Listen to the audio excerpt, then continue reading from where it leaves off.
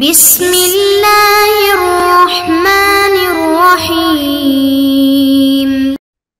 بسم اللہ الرحمن الرحیم۔ الحمدللہ وکفا وسلام علی عبادہ الذین اصطفیٰ، اما بعد۔ عزیز طلبہ، اصول الافتاء و آدابہ کلاس کی آج ہماری نشست نمبر 76 ہے، اور آج کی نشست میں ہم الوجہ الثالث کا ترجمہ پڑھیں گے، جس کا خلاصہ ہم نے گزشتہ نشست میں پڑھ لیا تھا، اور وہ ہے تغیر الاحکام بالضرورت والحاجہ، ضرورت اور حاجت کی بنا پر احکام میں تبدیلی۔ اس کو ہم نے 4 نکات میں تقسیم کیا تھا، اور پہلا نقطہ یہی تھا کہ کچھ نصوص ہے، آیات، جس سے معلوم ہوتا ہے کہ اللہ تعالیٰ نے ضرورت کے موقع پر بہت ساری گنجائشیں دی ہے۔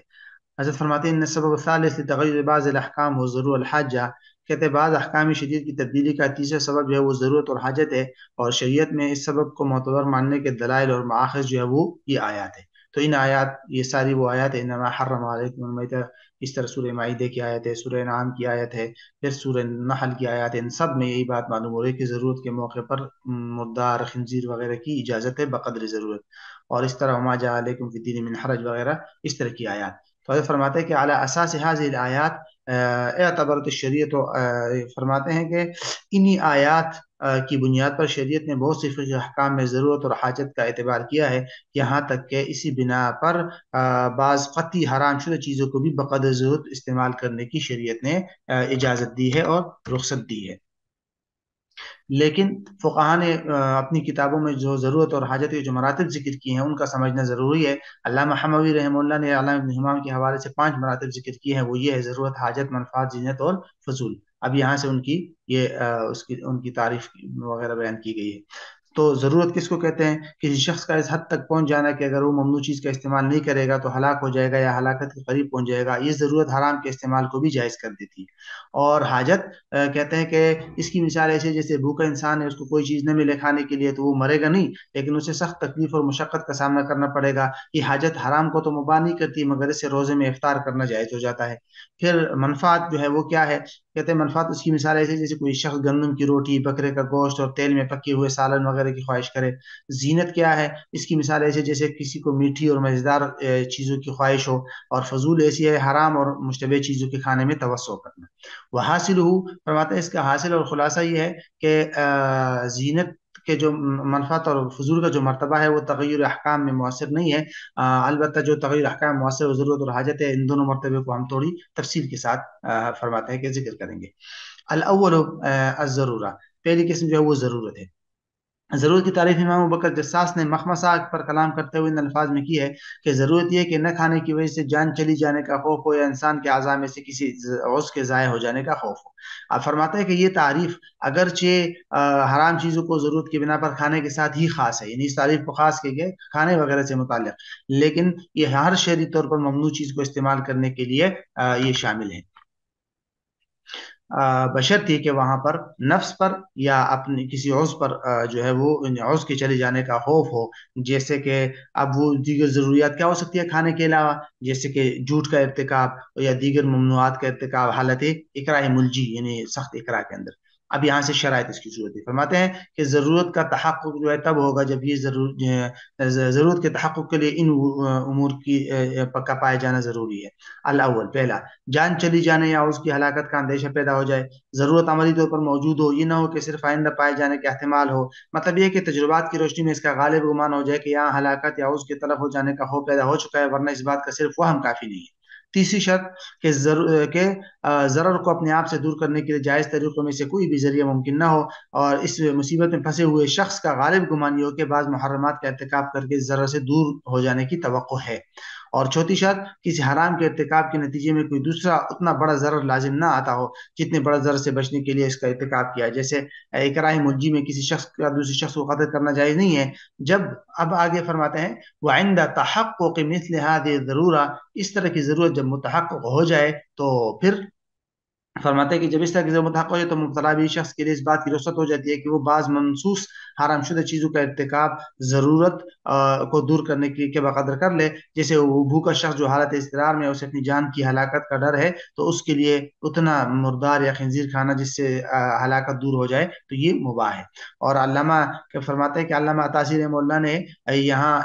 جو احوال ذکر کیے ہیں اچھا اسی کہتے ہیں کہ اسی سے قاعدہ بھی مستنبط ہے، الضرورات بھی المحظورات۔ علامہ عطاسی نے اس قاعدے کے تحت جو کچھ لکھا ہے اس میں ضرورتوں کے مختلف حالات اور احکام اختصار کے ساتھ آ جاتے ہیں۔ فرماتے ہیں یہاں ہم انہی کو ذکر کرتے ہیں۔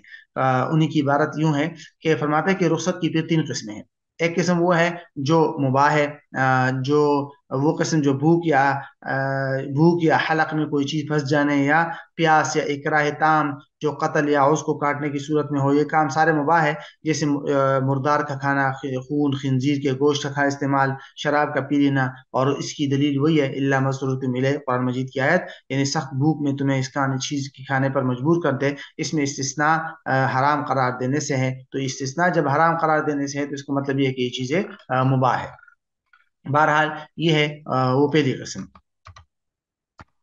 دوسرے وکما تحقق الاضطرار بالمجاعہ، اور پھر آگے اسی کی طرف اشارہ کرتے ہوئے فرماتے ہیں کہ اور اضطرار جس طرح بھوک سے ہوتا ہے ویسے ہی اکراہ کی شکل میں بھی ہو جاتا ہے، لہٰذا ایسی صورت میں ان حرام چیزوں کو استعمال کرنا مباح ہو جائے گا اور ان سے رکے رہنا جائز نہیں ہوگا، یہاں تک کہ اگر کوئی شخص پھر بھوکا رہا اور مر گیا یا قتل کر دیا گیا تو اس کی پکڑ ہوگی، کیونکہ حالت اضطرار میں بھی رکے رہنے کی وجہ سے وہ خود اپنے آپ کو ہلاکت میں ڈالنے والا بن گیا، حالانکہ شریعت میں تو اس سے منع کیا گیا ہے۔ اور اگر اکراہ صرف ناقص تھا جیسے قید یا معمولی مار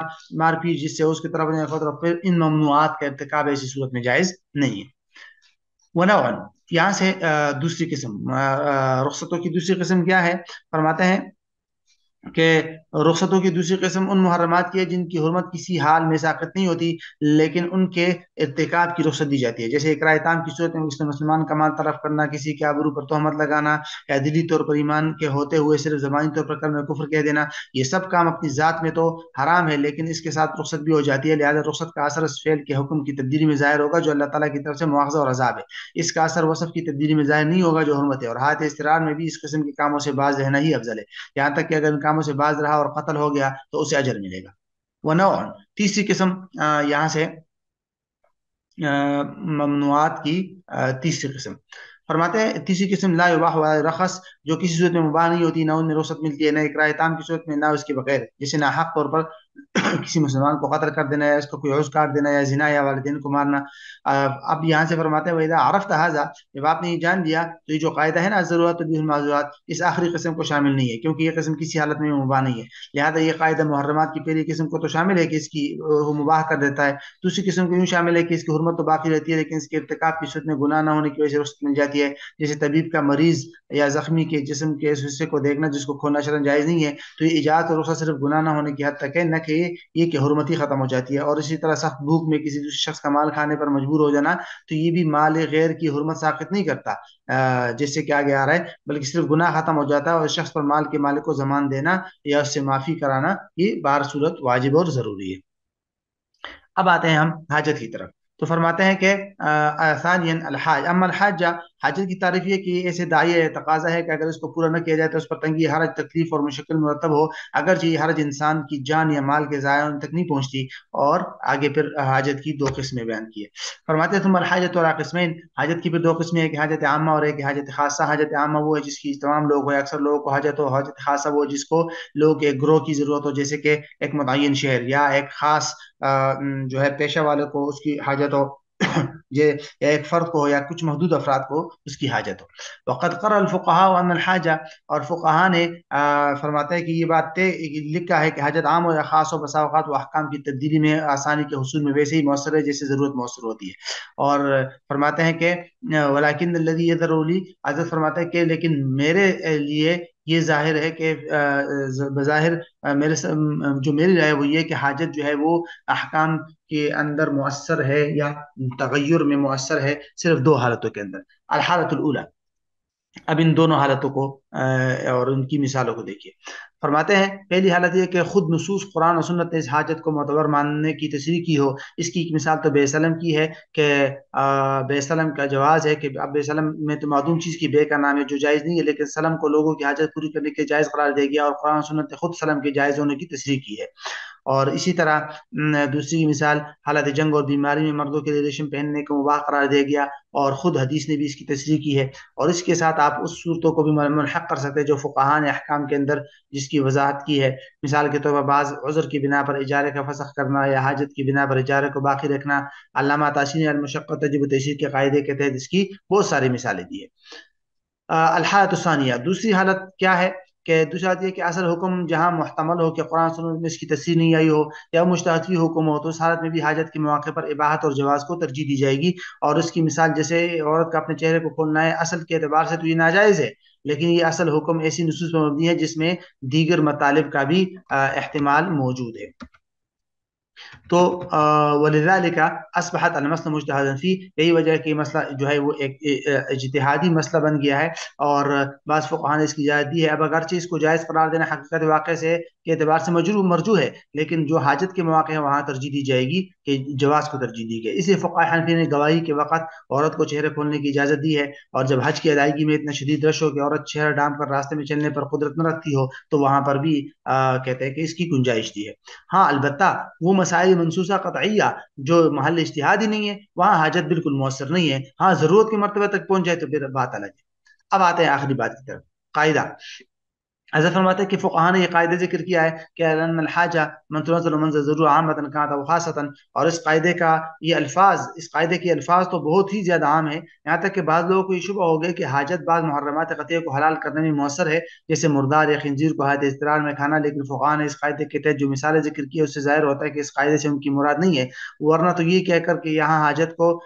حاجت اگرچہ وہ صرف خاص ہی ہو اس کا تقاضا کر رہی ہے، ہر قطعی حرام شدہ چیز کو استدلال کے ذریعے جائز کر لیا جائے گا اور اس کے نتیجہ تمام شرعی پابندیوں سے آزادی کی شکل میں آ جائے گا، تو اس لیے درست نہیں ہے۔ البتہ مقصود کیا ہے اس قاعدے کا وہ یہاں سے حضرت بتا رہے ہیں۔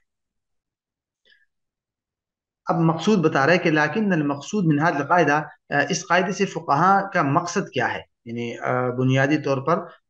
جو ہے فرماتے ہیں کہ اس قاعدے سے بظاہر ان کی کہتے ہیں کہ فقہاء کا مطلب یہی ہے کہ ان بعض احکام کی حکمت کو بیان کرنا ہے جو نصوص یا مسلسل تعامل کے ذریعے خلاف قیاس نص سے ثابت ہوئے ہیں۔ بے سلم، اجارہ، استثناء وغیرہ یہ معاملات ظاہراً قیاس کے خلاف جائز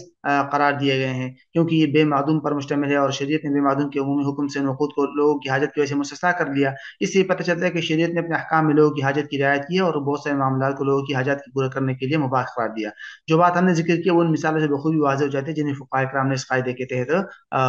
فرماتے ہیں کہ اس قاعدے کے تحت جو فقہاء کرام نے جو ذکر کی ہے،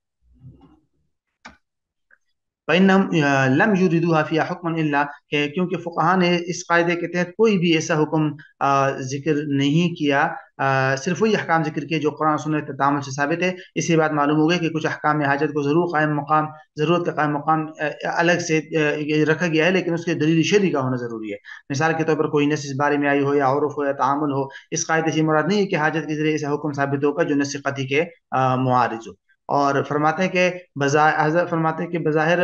جو میرے سامنے بات آئی ہے اس قاعدہ جو ہے اس میں کئی وجوہات کے اعتبار سے اشکال ہے، وہ 3 اشکالات حضرت نے ذکر کیا ہے۔ الاول، پہلا تو یہ ہے کہ اگر اس قاعدے کے ظاہر الفاظ کو لے لے تو پھر ضرورت اور حاجت کے درمیان یہاں کوئی فرق نہیں رہتا، حالانکہ اس بات کے خلاف جس پر تمام فقہاء کا اتفاق ہے۔ پھر اسی طرح دوسرا یہ کہ فقہ کی اصطلاح ضرورت میں جب کسی حرام عمل کی رخصت ملتی ہے تو وہ صرف بقدر ضرورت ہی ہوتی ہے، جیسے جو اللہ تعالیٰ کے ارشاد ہے غیر باغ ولا عادل، حالانکہ وہ امور فقہاء کرام نے جن کو اباحت کے طور پر ذکر کیا ہے ان کی حاجت کو منظر ضرورت کے رکھا گیا ہے، تو ان میں سے تو کوئی خاص وقت کے ساتھ اس کا وہ نہیں ہے بلکہ وہ دائمی احکام ہے اور کسی خاص وقت کی قید نہیں لگائی گئی، جس طرح استثناء کا جواز اور دیگر ایسے مسائل۔ تو اب یہ کیسے کہا جا سکتا ہے کہ ضرورت جو ہے حاجت جو ہے وہ تمام احکام میں ضرورت کے مقام کے مرتبے میں رکھا گیا۔ اسی طرح تیسرا یہ ہے کہ اس قاعدے کے تحت فقہاء کرام نے جو بھی مثالیں ذکر کی ہے وہ سب کسی نص یا تعامل کی دلیل پر مبنی ہے، اور دیگر ایسی مثال جو فقہاء کرام نے ذکر کی ہے وہ کسی دوسرے صریح نص سے ثابت نہیں ہوتی، جیسے کہ یعنی وہ حرام چیزیں جو کسی نص سے ثابت نہیں ہوتی، کسی ضرورت مند شخص کے لیے سودی قرضہ لینے کا جواز، تو یہ بھی صرف اس لیے اسی صورت میں مباح ہے جب حالت اضطرار ہو، تو یہ مثال اصطلاحی ضرورت میں شامل ہو جاتی ہے، نہ کہ اس کو محض حاجت کی بنا پر اس کو جائز قرار نہیں دیا جا سکتا۔ اور اسی طرح فرماتے ہیں کہ علامہ ابن نجیم نے بے الوفا کے جواز کو بھی اس قاعدے کے تحت جو ہے وہ ذکر کیا ہے، لیکن انہوں نے لکھا ہے کہ پہلی بات تو یہ کہ بے وفا کا جائز ہونا خود اختلافی مسئلہ ہے، اور دوسرا انہوں نے لکھا ہے کہ بھائی دوسرا مسئلہ، دوسری بات یہ ہے